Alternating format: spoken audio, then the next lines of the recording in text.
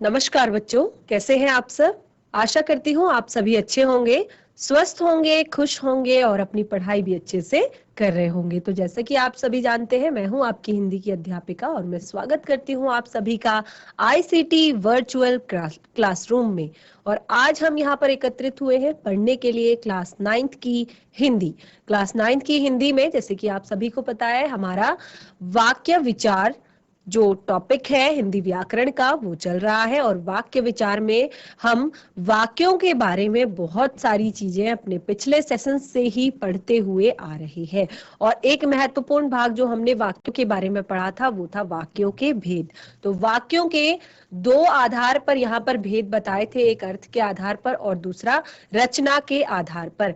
अर्थ के आधार पर वाक्यों के जो 8 भेद थे उनको हम पढ़ चुके हैं और बहुत अच्छे से समझ चुके हैं और एग्जाम्पल्स से भी मैं आप लोगों को वो क्लियर कर चुकी हूँ। और आज हम पढ़ेंगे रचना के आधार पर वाक्यों के भेद। और जो कि मैं आपको पिछले सेशन में एक बार मैंने आपको बताया था कि रचना के आधार पर वाक्यों के 3 भेद हमें बताए गए हैं। तो कौन कौन से 3 भेद हैं उन्हें आज हम पढ़ेंगे, बिल्कुल एग्जाम्पल्स के साथ पढ़ेंगे।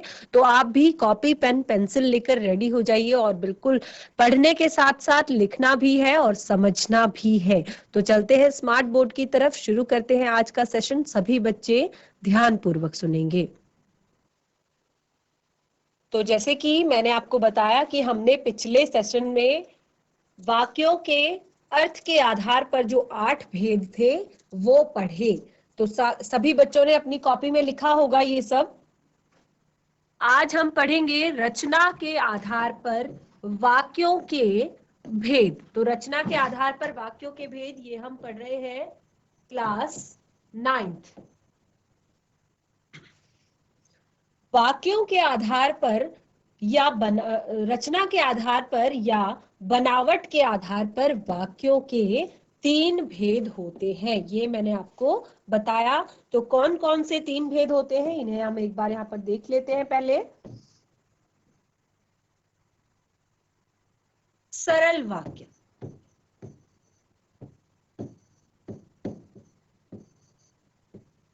नंबर 2 संयुक्त वाक्य और नंबर 3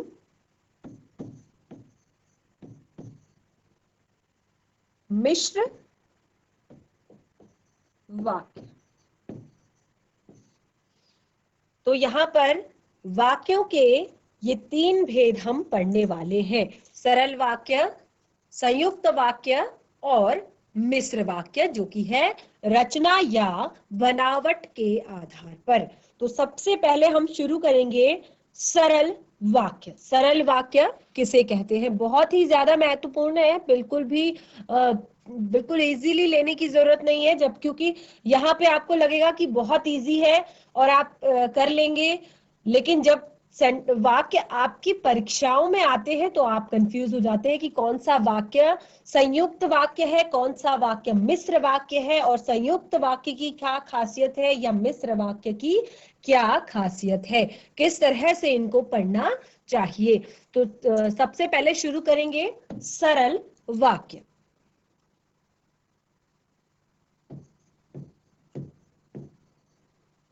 सरल वाक्य,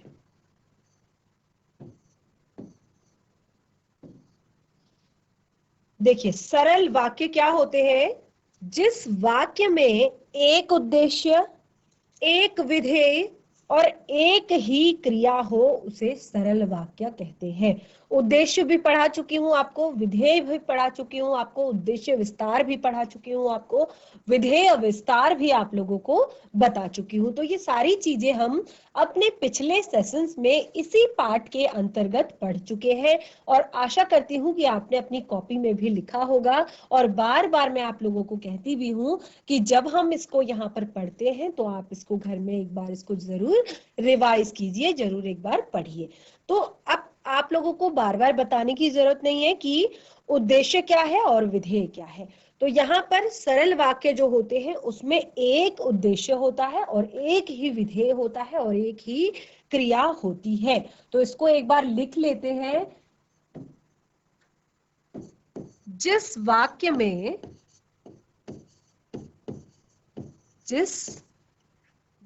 में एक उद्देश्य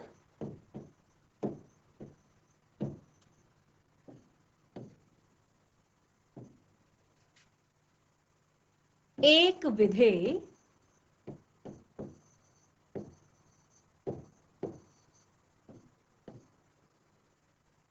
और एक ही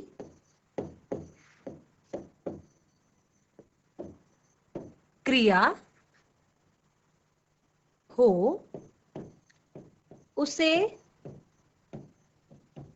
सरल वाक्य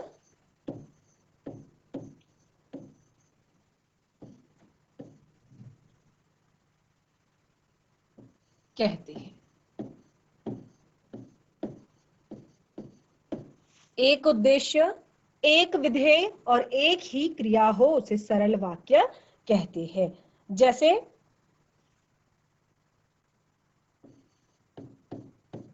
बालक सुंदर है।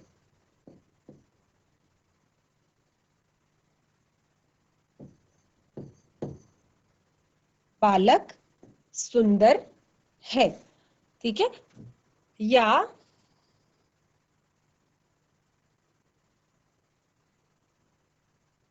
व्यक्ति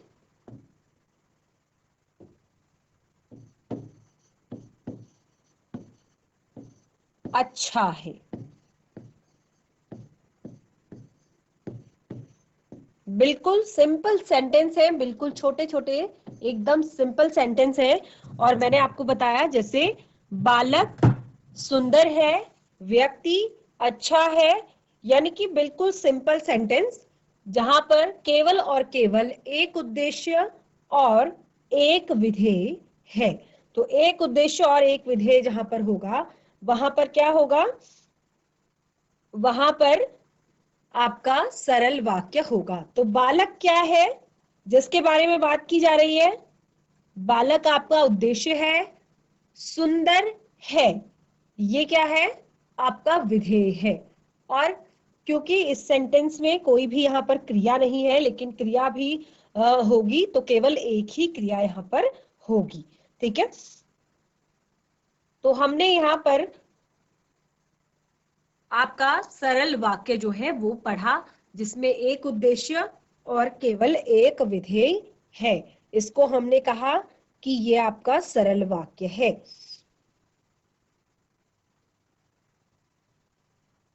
अब हम पढ़ेंगे संयुक्त वाक्य।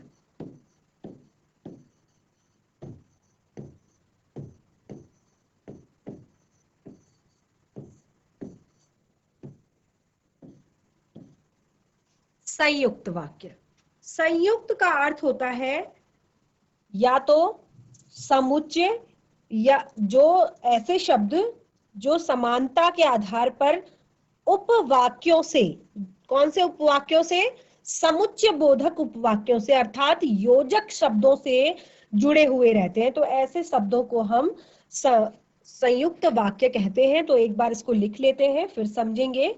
जिस वाक्य में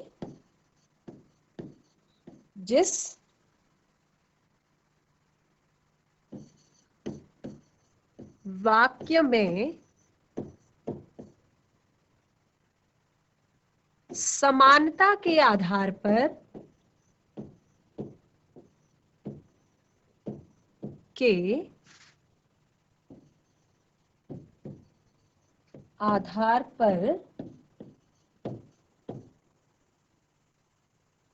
दो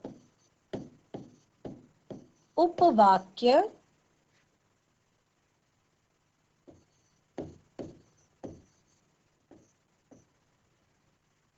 समुच्चय बोधक से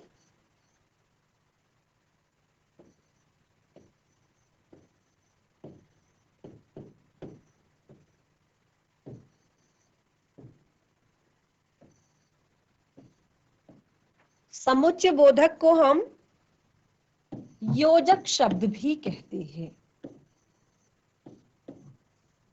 समुच्चय बोधक से जुड़ते हैं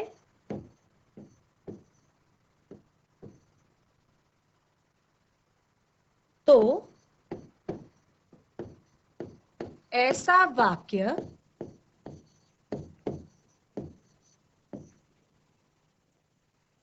संयुक्त वाक्य कहलाता है।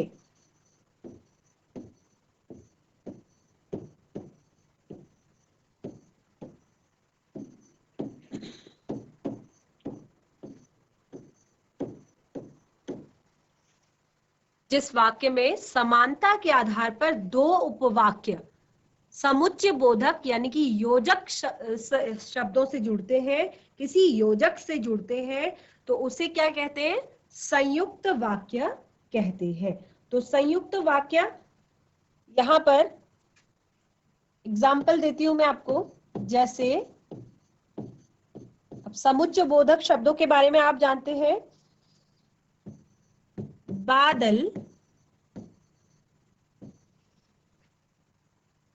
घिरे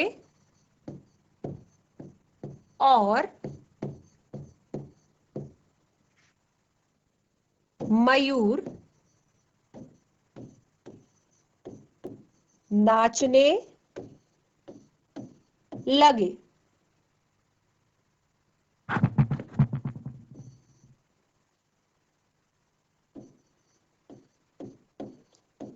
बादल घिरे और मयूर नाचने लगे। राम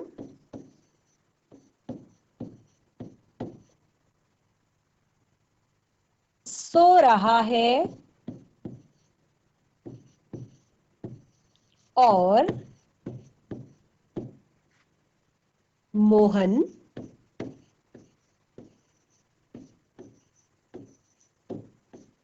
पढ़ रहा है।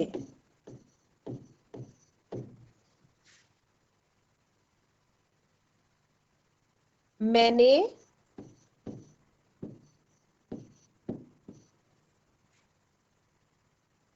दो कविताएं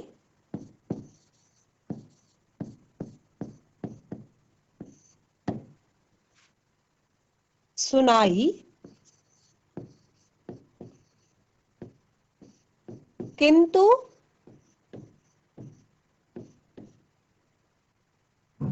वह बैठा रहा। तो आप यहां पर मैंने आपको 3 वाक्य दिए हैं और तीनों वाक्यों में आप देख पा रहे हैं कि हमने क्या कहा था कि समानता के आधार पर जो दो उपवाक्य हैं वो समुच्चय बोधक से जुड़ते हैं। बादल घिरे और मयूर नाचने लगे। राम सो रहा है और मोहन पढ़ रहा है। मैंने 2 कविताएं सुनाई, किंतु वह बैठा रहा। और भी बहुत सारे इस तरह के एग्जाम्पल्स हो सकते हैं, इस तरह के उदाहरण हो सकते हैं कि जिसमें आप देखेंगे कि 2 उपवाक्य जो है समुच्चय बोधक यानी कि समुच्चय संयोजक शब्दों से जुड़े हुए रहते हैं। और संयोजक शब्द आप इस तरह के शब्दों को कहते हैं, ये आप पहले भी आप पढ़ चुके होंगे और आगे भी हम इनके बारे में और विस्तार पूर्वक पढ़ेंगे। तो ये था आपका संयुक्त वाक्य, जिसमें समानता के आधार पर 2 उपवाक्यों को हम योजक शब्दों से जोड़ते हैं और ऐसे शब्द को संयुक्त वाक्य कहते हैं। आगे बढ़ेंगे, मिश्र वाक्य। नंबर 3, मिश्र वाक्य। बिल्कुल कंफ्यूज नहीं होना है मिश्र वाक्य और संयुक्त वाक्य में। देखिए मिश्र वाक्य क्या होता है कि जिस वाक्य में एक प्रधान उपवाक्य तथा दूसरा आश्रित उपवाक्य हो वह मिश्र वाक्य कहलाता है। तो मैंने आपको उपवाक्य के बारे में भी पढ़ाया और उपवाक्य में मैंने आप लोग को बताया कि उपवाक्य में दो उपवाक्य के भी दो भेद होते हैं। और कौन कौन से दो भेद बताए उपवाक्य के? प्रधान उपवाक्य और आश्रित उपवाक्य। ठीक है, तो क्या था उपवाक्य किसे कहते हैं? सबसे पहले उपवाक्य किसे कहते हैं ये आप एक बार और सुन लीजिए। उपवाक्य जिन क्रिया युक्त पदों से आंशिक भाव व्यक्त होता है, जिन क्रिया युक्त पदों से आंशिक भाव व्यक्त होता है उन्हें उपवाक्य कहते हैं। और उपवाक्य के मैंने आपको दो भेद बताए थे, प्रधान उपवाक्य और आश्रित उपवाक्य। प्रधान उपवाक्य क्या होता है? जो उपवाक्य पूरे वाक्य में अगर अलग भी लिख दिया जाए तो उसका अर्थ जो है वो किसी और दूसरे वाक्य पर आश्रित नहीं होता है। और आश्रित उपवाक्य का तो नाम ही आश्रित उपवाक्य है, तो उसका जो अर्थ है वो उपवाक्य के बिना अर्थात प्रधान उपवाक्य के बिना अपना पूरा अर्थ प्रकट नहीं कर सकता है। तो हम यहाँ पर कह रहे हैं कि जिस वाक्य में एक प्रधान उपवाक्य तथा दूसरा आश्रित उपवाक्य हो उसे हम मिश्र वाक्य कहते हैं। इसको एक बार लिख लेते हैं। जिस वाक्य में एक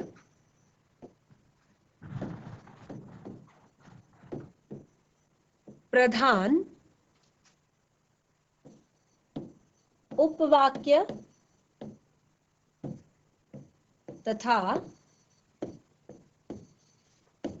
दूसरा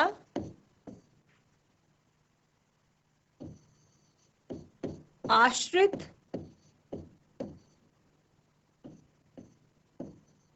उपवाक्य हो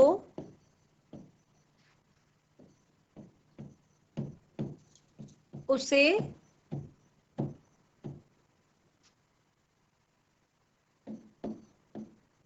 मिश्र वाक्य कहते हैं।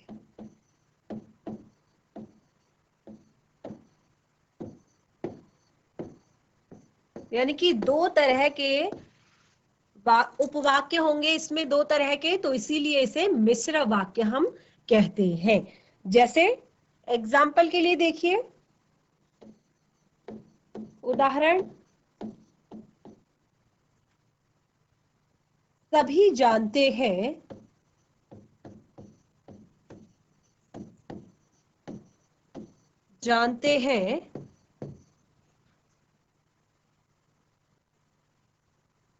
कि तुम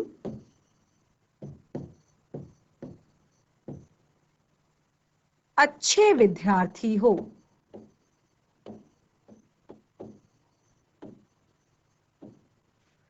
तुम अच्छे विद्यार्थी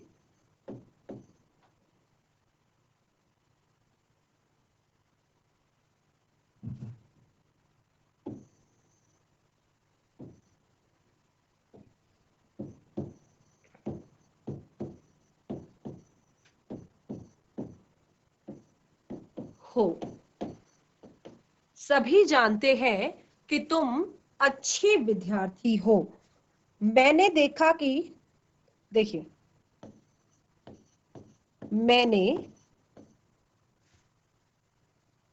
देखा कि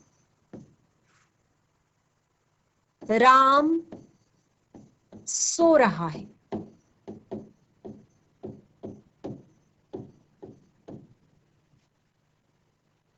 जब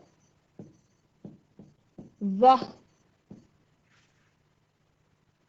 यहां आया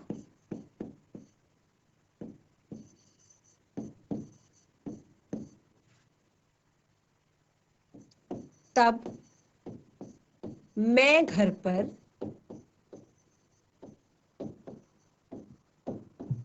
नहीं था। देखिए, आप पहला वाक्य लीजिए, सभी जानते हैं कि तुम अच्छे विद्यार्थी हो। तो इस वाक्य में सभी जानते हैं, जो एक सभी जानते हैं, ये क्या है? सभी जानते हैं क्या है? प्रधान उपवाक्य है। सभी जानते हैं कि तुम अच्छे विद्यार्थी हो। सभी जानते हैं कि तुम अच्छे विद्यार्थी हो। तो सभी जानते हैं शब्द जो है वो आपका प्रधान उपवाक्य है। और आगे का जो सेंटेंस है कि तुम अच्छे विद्यार्थी हो, ये है आश्रित उपवाक्य। देखिए, मैंने आपको प्रधान उपवाक्य में कहा था कि इसको किसी भी अन्य आश्रित, इसके अर्थ को जानने के समझने के लिए हमें किसी दूसरे उपवाक्य की आवश्यकता नहीं होती। देखिए, तो सभी जानते हैं, इसको आप वैसे भी बोल सकते हैं, सभी जानते हैं, आप इसको कहीं पे भी यूज कर सकते हैं। लेकिन कि तुम अच्छे विद्यार्थी हो, इसको हमें कंप्लीट करने के लिए हमें प्रधान उपवाक्य की आवश्यकता होगी। इसके अर्थ को समझने के लिए, अर्थात आश्रित उपवाक्य के अर्थ को समझने के लिए हमें प्रधान उपवाक्य की आवश्यकता होगी। तो ये आप वाक्य स्पष्ट रूप से देख पा रहे हैं कि यहाँ पर आपको दो उपवाक्य दिए हैं, एक प्रधान उपवाक्य और दूसरा आश्रित उपवाक्य। मैंने देखा कि राम सो रहा है। तो मैंने देखा, आप यहां पर देख रहे हैं शब्द मैंने देखा। तो मैंने देखा शब्द जो है, इसको ये आपका प्रधान उपवाक्य है। इसके अर्थ को समझने में आपको कोई भी दिक्कत नहीं होगी और किसी भी अन्य उपवाक्य की आवश्यकता नहीं होगी। लेकिन आगे पढ़ेंगे कि राम सो रहा है। तो कि राम सो रहा है को पूरा करने के लिए, के अर्थ को पूर्ण रूप से समझने के लिए हमें मैंने देखा शब्द को पढ़ना पड़ेगा। मैंने देखा कि राम सो रहा है। जब वह यहां आया तब मैं घर पर नहीं था। तो यहां पर भी आपको दो उपवाक्य दिए हैं। जब वह यहां आया तब मैं घर पर नहीं था। तो जब वह यहां आया, ठीक है, तब मैं घर पर नहीं था।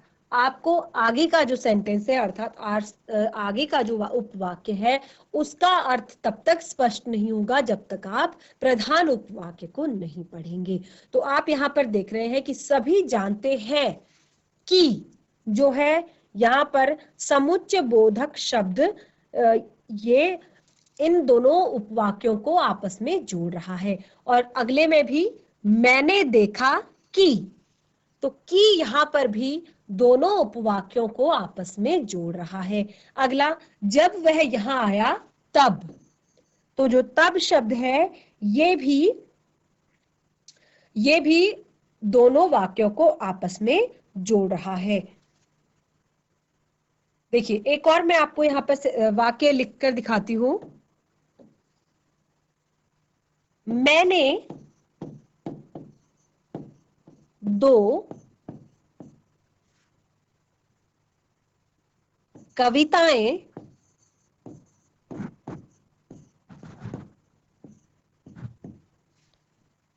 सुनाई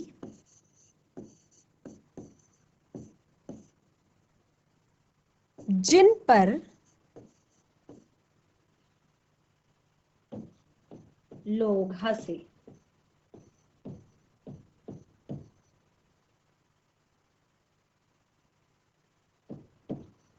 मैंने दो कविताएं सुनाई जिन पर लोग हंसे। तो यहां पर भी बिल्कुल आप स्पष्ट रूप से देख पा रहे हैं कि आगे का जो उपवाक्य है, अर्थात पहला जो उपवाक्य है, मैंने दो कविताएं सुनाई जिन पर लोग हंसे। तो आपको आगे का जो उपवाक्य है उसको पढ़ने के लिए आपको प्रधान उपवाक्य को पढ़ना जरूरी है। और यहां पर भी जिन जो शब्द है ये दोनों उपवाक्यों को आपस में जोड़ रहा है। तो यहां पर हमने क्या कहा था कि जिस पर एक प्रधान उपवाक्य आश्रित उपवाक्य हो उसे हम मिश्र वाक्य कहेंगे। तो यहाँ पर भी हर एक जो मैंने यहाँ पर एक आपके वाक्य लिखे हैं, हर एक वाक्य में आप देख रहे हैं एक प्रधान उपवाक्य है और एक आश्रित उपवाक्य है, और इसमें की समुच्चय बोधक जो है वो इनको जोड़ रहा है, आपस इन दोनों उपवाक्यों को जोड़कर एक बना रहा है। ठीक है, तो इस तरह से हमने यहाँ पर वाक्य को देखा।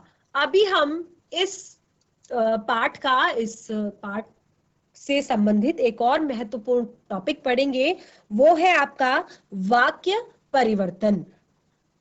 तो वाक्य परिवर्तन हम पढ़ेंगे, उससे पहले मैं आप लोग को बता दूं कि आप इसको एक बार अच्छे से घर में रिवाइज कीजिए, बिल्कुल पढ़िए, क्योंकि वाक्य जो है आपको सुनने में बहुत आसान लगता है कि ये बहुत इजी है, बहुत ही ज्यादा सरल है, इसमें कुछ भी कठिन नहीं है, लेकिन जब आपको परीक्षाओं में इस तरह के वाक्य आते हैं तो ये पढ़ने में थोड़ा, ये सॉल्व करने के लिए थोड़ा सा टफ हो जाता है, कठिन हो जाता है। तो बच्चों, आज हमने रचना या बनावट के आधार पर वाक्य के 3 भेदों को पढ़ लिया। आशा करती हूँ कि आप लोगों को ये समझ में आया होगा। सरल वाक्य, संयुक्त वाक्य एवं मिश्र वाक्य, तो तीनों को हमने बहुत अच्छे से पढ़ लिया। एग्जाम्पल्स भी हमने करे और आगे हम इसी पाठ का यानी कि वाक्य विचार का ही एक नया टॉपिक लेंगे जिसका नाम होगा वाक्य परिवर्तन। अब हम वाक्यों को किस तरह से परिवर्तित करेंगे, अर्थात सरल वाक्य को संयुक्त वाक्य में, संयुक्त वाक्य को मिश्र वाक्य में, या मिश्र वाक्य को संयुक्त वाक्य में, तो किस तरह से वाक्यों में परिवर्तन किया जाएगा, ये हम पढ़ेंगे अपनी नेक्स्ट क्लास में। तब तक के लिए धन्यवाद। आपका दिन शुभ हो।